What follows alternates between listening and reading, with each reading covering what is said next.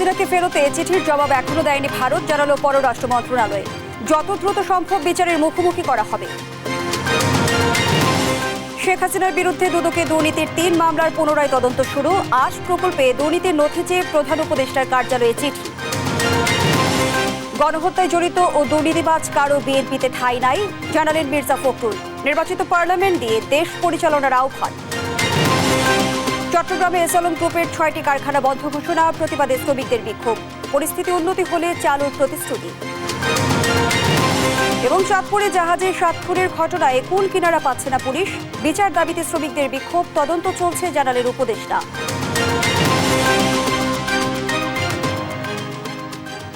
আমন্ত্রণ সংবাদ রাতে, দেখছিলেন সংবাদ শিরোনাম, সাথে আছি আমি ফারনাজ জুই। অনেক দিন থেকে আমার ইচ্ছা ছিল যে গিটার শিখবো। আমি যেহেতু স্টুডেন্ট, একবারে এতগুলো টাকাও ম্যানেজ করা সম্ভব হবে না। জানতে পারলাম বাবার মাধ্যমে যে বিকাশে সেভিংস করা যায়। সেভিংসটা ফুল হয়ে গেল। ওই দিন গেছে আমি বুক ফুলায় গেছি গিটার কিনতে। এটা সব থেকে ভালো লাগে যে ক্যাশ আউট করতে গেলে কোনো চার্জ লাগে না। বিকাশ অ্যাপে ডিপিএস, টাকা জমায় সারা দেশ। এবারে বিস্তারিত। সাবেক প্রধানমন্ত্রী শেখ হাসিনাকে ফেরত পাঠানোর বিষয়ে ভারতকে যে চিঠি দেওয়া হয়েছে তার উত্তর এলে পরবর্তী পদক্ষেপ নেওয়া হবে, এমনটাই জানিয়েছেন পররাষ্ট্র মন্ত্রণালয়ের মুখপাত্র মোহাম্মদ রফিকুল আলম। জানান, স্বাভাবিক সময়ের মধ্যে চিঠির জবাব না এলে ভারতকে তাগাদা পত্র দেওয়া হবে। এদিকে প্রধান উপদেষ্টার প্রেস সচিব জানিয়েছেন, যত দ্রুত সম্ভব শেখ হাসিনাকে বিচারের সম্মুখীন করা হবে। বঞ্চিত অবসরপ্রাপ্ত ৭৬৪ কর্মকর্তাকে পদায়নের সিদ্ধান্তের কথাও জানান তিনি। এনআই নাহিদের রিপোর্ট। মঙ্গলবার বিকেলে পররাষ্ট্র মন্ত্রণালয়ের সাপ্তাহিক মিডিয়া ব্রিফিংয়ে সাংবাদিকদের প্রশ্নের উত্তর দেন পররাষ্ট্র মন্ত্রণালয়ের মুখপাত্র রফিকুল আলম। জানান, ঢাকায় পোল্যান্ডের দূতাবাস চালুর বিষয়ে আলোচনা চলছে। শেখ হাসিনাকে ভারত থেকে ফেরানোর চিঠির বিষয়ে তিনি জানান, ভারত থেকে এখনো চিঠির জবাব আসেনি। উত্তর এলে পরবর্তী পদক্ষেপ নেবে সরকার। গতকালকে এই কূটনৈতিক পত্রটা হস্তান্তর করা হয়েছে। এই মুহূর্তে এটা নিয়ে কোনো মন্তব্য আমরা করব না, বরঞ্চ আমরা অপেক্ষা করব ভারত সরকারের উত্তরের জন্য। সেই উত্তরের উপর ভিত্তি করে বাংলাদেশ সরকারের পরবর্তী পদক্ষেপ নির্ধারিত হবে। মিয়ানমার থেকে নতুন করে অনুপ্রবেশ ঠেকাতে বিজিবি সহ সব সংস্থা সর্বোচ্চ সতর্ক অবস্থায় রয়েছে বলেও জানান মুখপাত্র। বাংলাদেশের স্বার্থ রক্ষার্থে বাংলাদেশ যা যা প্রয়োজন তা করবে। আমার মনে হয় যে এর চাইতে ক্লিয়ার কাট অ্যান্সার হতে পারে না। এদিকে উপদেষ্টা পরিষদের বৈঠক নিয়ে রাজধানীর ফরেন সার্ভিস একাডেমিতে ব্রিফ করেন প্রধান উপদেষ্টার প্রেস সচিব শফিকুল আলম। জানান, বঞ্চিত ৭৬৪ কর্মকর্তাকে পদায়নের সিদ্ধান্ত নিয়েছে সরকার। এর মধ্যে ১১৯ জন সচিব, ৪১ জন গ্রেড 1 এবং বাকিরা যুগ্ম সচিব ও উপসচিব পদে পদায়ন হবেন। ১১৯ জনকে সচিব পদে, ৪১ জনকে গ্রেড 1-এ এবং অতিরিক্ত সচিব পদে ৫২৮ জন এবং যুগ্ম সচিব পদে ৭২ জন এবং উপসচিব পদে ৪ জন কর্মকর্তাকে ভূতাপক্ষে পদোন্নতি প্রদানের সুপারিশ করেছে। প্রশ্নের জবাবে তিনি জানান, শেখ হাসিনার দুর্নীতির বিচার সরকারের অগ্রাধিকার। চোরতন্ত্র প্রতিষ্ঠায় তার সহযোগীদেরও মুখোশ উন্মোচন করা অন্তর্বর্তী সরকারের দায়িত্ব। উনি একটা চোরতন্ত্র এখানে জারি করেছিলেন, তো সেই চোরতন্ত্রে কারা কারা আসলে তার সাথে এই মহাচুরিতে জড়িত ছিল এটা বাংলাদেশের মানুষ জানতে চায় এবং এটা জানানোটা আমাদের একটা নৈতিক দায়িত্ব। কি পরিমাণ বাংলাদেশের থেকে মানি চলে গেছে তার একটা ধারণা কিন্তু হোয়াইট পেপার দিয়েছে। $16 বিলিয়ন প্রতি বছর সাইফন অফ হয়েছে, আর ব্যাংকগুলো কিভাবে রবারি হয়েছে আপনারা তো দেখেছেন। এছাড়া গণভবনে জুলাই গণ অভ্যুত্থান স্মৃতি জাদুঘর প্রতিষ্ঠা এবং সাইবার সুরক্ষা অধ্যাদেশের খসড়ায় উপদেষ্টা পরিষদ চূড়ান্ত অনুমোদন দিয়েছে বলে জানান প্রধান উপদেষ্টার প্রেস সচিব। নজর আছে। এনআই নাহিদ, দেশ টিভি, ঢাকা। ক্ষমতাচ্যুত প্রধানমন্ত্রী শেখ হাসিনার বিরুদ্ধে ক্ষমতার অপব্যবহার করে ৮ প্রকল্প বাস্তবায়নের আড়ালে ২১,০০০ কোটি টাকা আত্মসাতের অভিযোগ অনুসন্ধান শুরু করেছে দুর্নীতি দমন কমিশন দুদক। মঙ্গলবার ৮ প্রকল্পের তথ্য চেয়ে প্রধান উপদেষ্টার কার্যালয় সহ বিভিন্ন দপ্তরে চিঠি পাঠিয়েছে সংস্থাটি। এছাড়াও কয়েকজন সংসদ সদস্যের বিরুদ্ধেও মামলা করেছে দুদক। ফজলে আদিত্যর প্রতিবেদন। বিগত আওয়ামী সরকার আমলে বিভিন্ন উন্নয়ন প্রকল্পের নামে শেখ হাসিনার পরিবার হাজার হাজার কোটি টাকার দুর্নীতির তথ্য বিভিন্ন গণমাধ্যমে প্রকাশিত হয়েছে। এবার প্রধান উপদেষ্টা সহ বিভিন্ন দপ্তরে ৮ প্রকল্পের তথ্য চেয়ে চিঠি দিয়েছে দুদক।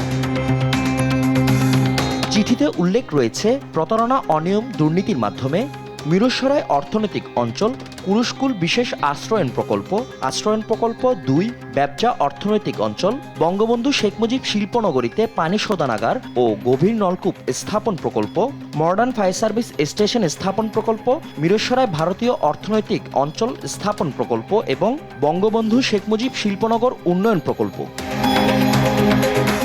উল্লেখিত 8টি প্রকল্পের নামে 21,000 কোটি টাকা লোপাট করেছেন শেখ হাসিনা। এইসব প্রকল্প সংশ্লিষ্ট যাবতীয় নথিপত্র চাওয়া হয়েছে দুদকের চিঠিতে। অনুসন্ধান কমিটি গঠন করা হয়েছে এবং অনুসন্ধান দলের সদস্যরা দালিলিক প্রমাণাদি সংগ্রহের জন্য বিভিন্ন দপ্তরে পত্র লিখছেন। এটা তাদের অনুসন্ধান কাজের অংশ। অভিযোগ প্রমাণের সহায়ক এবং অভিযোগ সংশ্লিষ্ট যারা থাকবেন তাদের সবাইকে তাদের কাছে জিজ্ঞাসাবাদ করা হবে। এছাড়া মানি লন্ডারিং প্রতিরোধ আইনে সাবেক স্থানীয় সরকার প্রতিমন্ত্রী স্বপন ভট্টাচার্য ও তার স্ত্রীর বিরুদ্ধে মামলা করেছে দুদক। আর রাজশাহী 5 আসনের সাবেক এমপি মনসুর রহমানের বিরুদ্ধে মামলা হয়েছে জ্ঞাত আয় বহির্ভূত সম্পদ অর্জন ও ভোগ দখলের অভিযোগে। স্থানীয় সরকার, পল্লী উন্নয়ন ও সমবায় মন্ত্রণালয় ও সাবেক সংসদ সদস্য যশোর 5 কর্তৃক জ্ঞাত আয়ের উৎস বহির্ভূত 2,48,71,151 টাকার স্থাবর অস্থাবর সম্পদ অর্জন পূর্বক ভোগ দখলে রাখা এবং নিজ নামে 19টি ব্যাংক হিসাবে 41,64,82,334 টাকা অস্বাভাবিক লেনদেনের অভিযোগে এটি মামলা রুজু হয়েছে। ফজলে আদিত্য, দেশ টিভি, ঢাকা। শেখ হাসিনার বিরুদ্ধে দুদকে দুর্নীতির 3 মামলার পুনরায় তদন্ত শুরু হয়েছে। 8 প্রকল্পে দুর্নীতির নথি চেয়ে প্রধান উপদেষ্টার কার্যালয়ে চিঠি দেওয়া হয়েছে। এ বিষয়ে বিস্তারিত জানবো সহকর্মী ফজলে আদিত্যের কাছ থেকে। আদিত্য, আপনাকে স্টুডিওতে স্বাগত জানাচ্ছি। আপনার প্রতিবেদনের মাধ্যমে আমরা দেখছিলাম 8 প্রকল্প বাস্তবায়নে 21,000 কোটি টাকা আত্মসাতের অভিযোগ অনুসন্ধান শুরু করেছে দুদক। একটু সুস্পষ্টভাবে জানতে চাই, বঙ্গবন্ধু নব থিয়েটার নির্মাণে শেখ হাসিনার বিরুদ্ধে দুদকে দুর্নীতির 3 মামলার পুনরায় তদন্ত শুরু হয়েছে। বিস্তারিত কি তথ্য রয়েছে এ বিষয়ে আপনার কাছে?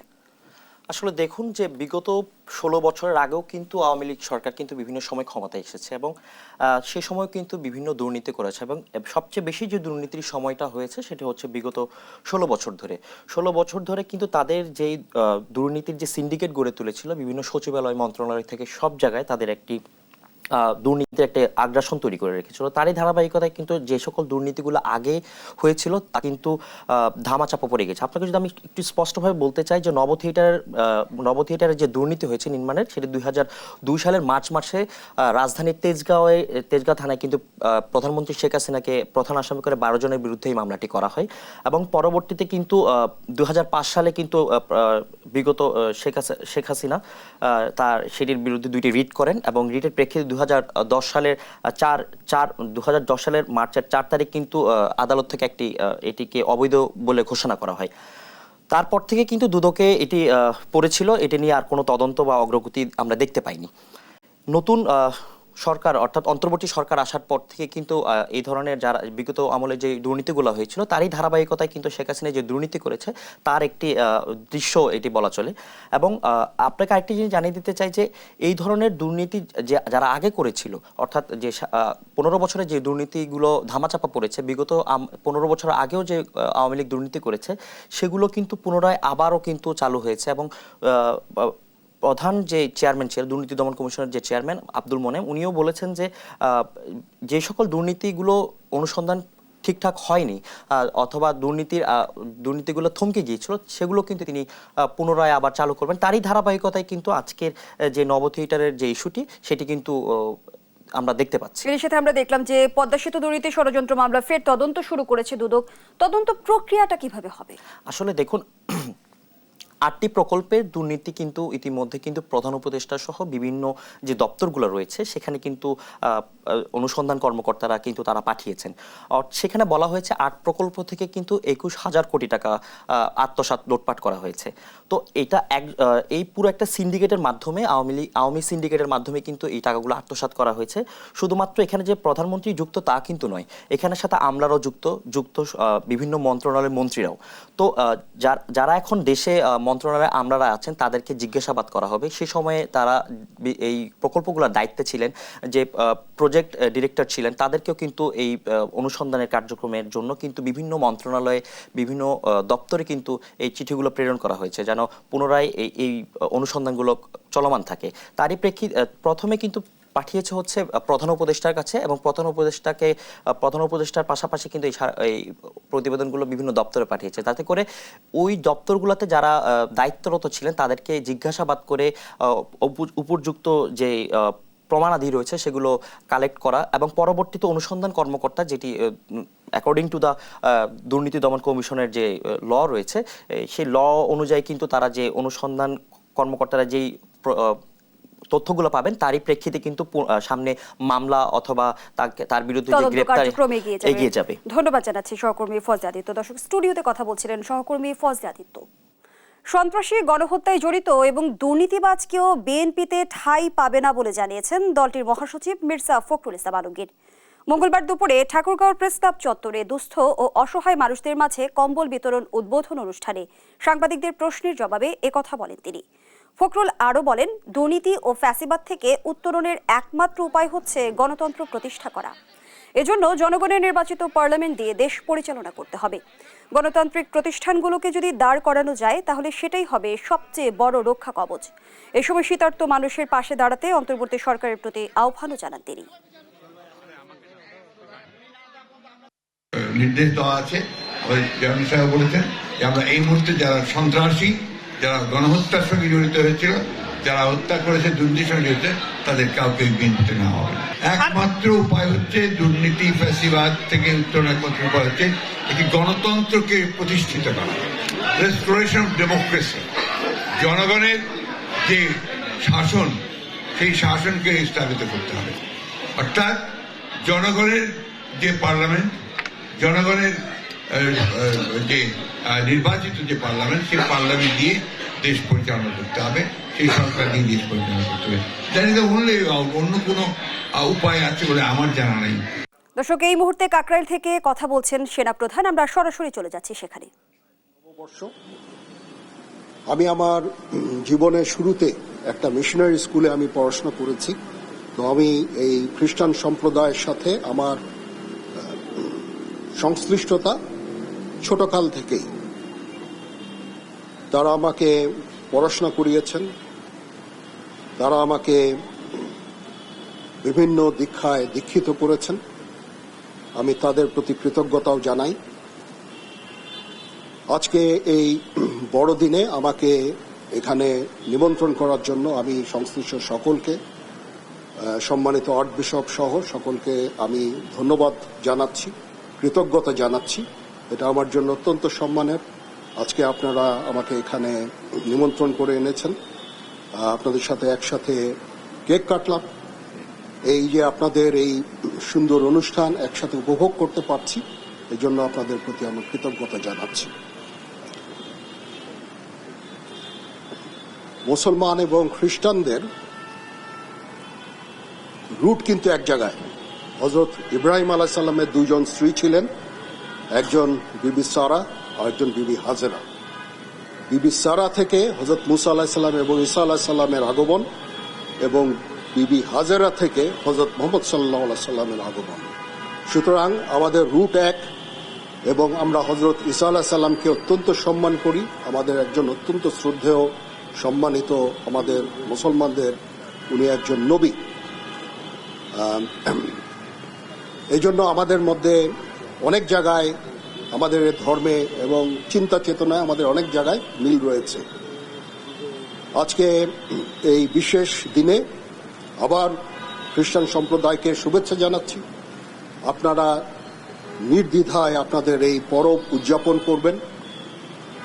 আমরা সারা বাংলাদেশে বিভিন্ন জায়গায় আমাদের লোকজন আছে, সেনাবাহিনী, এবং আপনাদের বিভিন্ন ধরনের নিরাপত্তা দিয়ে যাচ্ছে।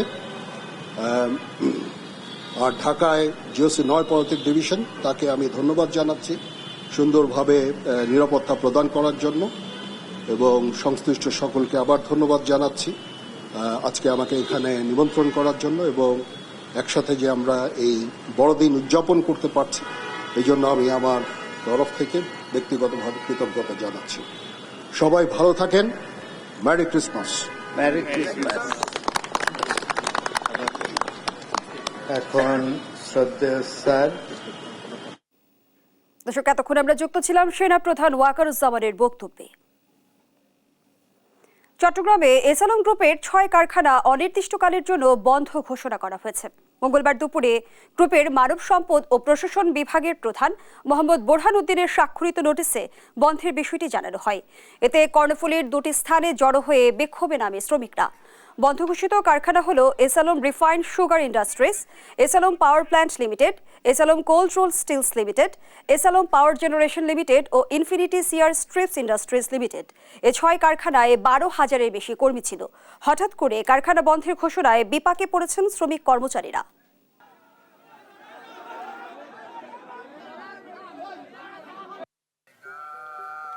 অনেক দিন থেকে আমার ইচ্ছা ছিল যে গিটার শিখবো। আমি যেহেতু স্টুডেন্ট, একবারে এতগুলো টাকাও ম্যানেজ করা সম্ভব হবে না। জানতে পারলাম বাবার মাধ্যমে যে বিকাশে সেভিংস করা যায়। সেভিংসটা ফুল হয়ে গেল। ওই দিন গেছে আমি বুক ফুলাই গেছি গিটার কিনতে। এটা সব থেকে ভালো লাগে যে ক্যাশ আউট করতে গেলে কোনো চার্জ লাগে না। বিকাশ অ্যাপে ডিপিএস, টাকা জমায় সারা দেশ। চট্টগ্রামে এসালমের কারখানা বন্ধের ঘোষণায় শ্রমিক বিক্ষোভ নিয়ে আরও জানাতে যুক্ত হচ্ছেন সহকর্মী আজিজা হক পায়েল। পায়েল, কেন কারখানা বন্ধ ঘোষণা করা হয়? শ্রমিকদের দাবি কি? ধন্যবাদ। যেমনটি বলছিলেন, এসালমের 6টি কারখানা বন্ধ ঘোষণা করেছে অনির্দিষ্টকালের জন্য। এই নিয়ে বিক্ষোভ করেছেন শ্রমিক জনতা। আমি একটু জানতে চেষ্টা করব তারা কি কারণে অবরোধ আন্দোলন করে, তারা কি দাবি দিয়েছেন। আসলে হঠাৎ করে আজকে দুঃখের বিষয়, আমাদের এসালম কোল্ড রোল স্টিল মিলের একটা 30 মিনিট একটা নোটিশ আসছে হেড অফিস থেকে। হঠাৎ করে এই নোটিশে বলছে আমাদের ফ্যাক্টরিটা 29 টাকার জন্য বন্ধ রাখতে হবে।